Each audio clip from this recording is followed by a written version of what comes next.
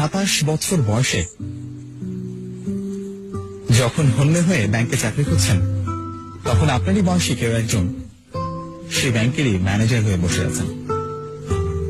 আপনার ক্যারিয়ার যখন শুরুই হয়নি, তখন কেউ কেউ নিজের টাকায় কেনা দামি গাড়ি হাঁকিয়ে আপনার সামনে দিয়ে চলে যাচ্ছে। কর্পোরেটে যে সবসময় চেহারা দেখে প্রমোশন দেয় তা কিন্তু নয়। দিন বদলাচ্ছে, কনসেপ্ট গুলো বদলাচ্ছে। শুধু বেতন পাওয়ার জন্য কাজ করে গেলে শুধু বেতনই পাবেন। কথাগুলো কেন এমন হয়? সবচাইতে ভালোটি সবচাইতে ভালোভাবে করে কিভাবে? প্রথমেই আসে পরিশ্রমের ব্যাপারটা। যারা আপনার চাইতে এগিয়ে, তারা আপনার চাইতে বেশি পরিশ্রমী, এটা মেন মেন।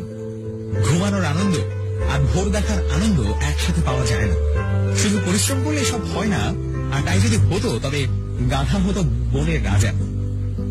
শুধু পরিশ্রম করা নয়, এর পুরস্কার পাওয়াটাই বড় কথা। Only your results are rewarded, not your efforts.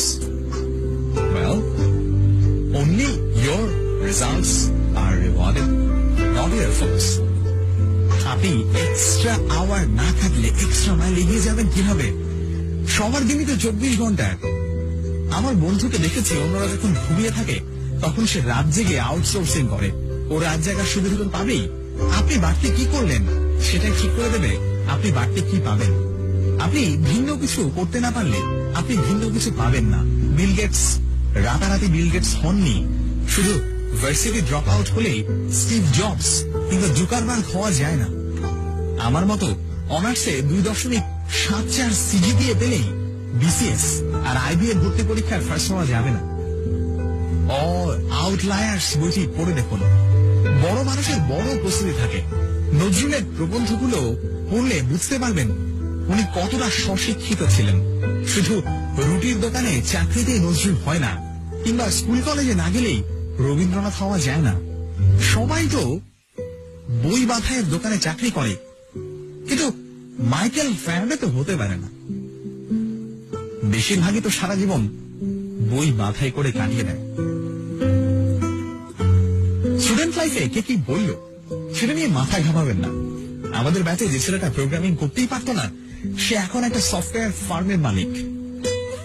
যাকে নিয়ে কেউ কোনোদিন স্বপ্ন দেখেনি, সে এখন হাজার হাজার মানুষকে স্বপ্ন দেখতে শেখায়।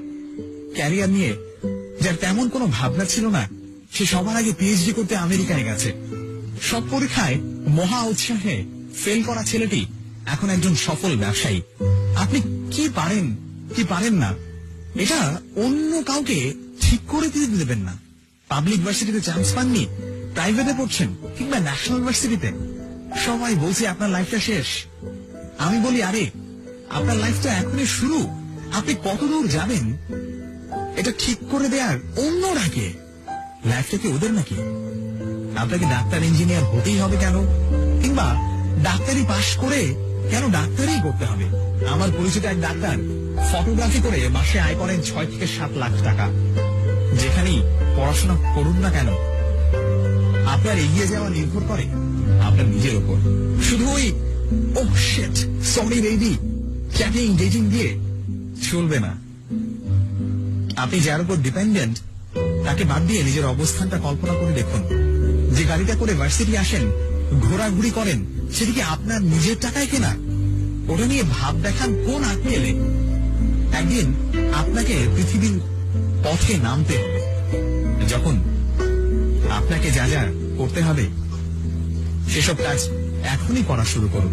জীবনে বড় হতে হলে কিছু ভালো বই পড়তে হয়, কিছু ভালো মুভি দেখতে হয়, কিছু ভালো মিউজিক শুনতে হয়, কিছু ভালো জায়গায় ঘুরতে হয়, কিছু ভালো মানুষের সাথে কথা বলতে হয়, কিছু ভালো কাজ করতে হয়।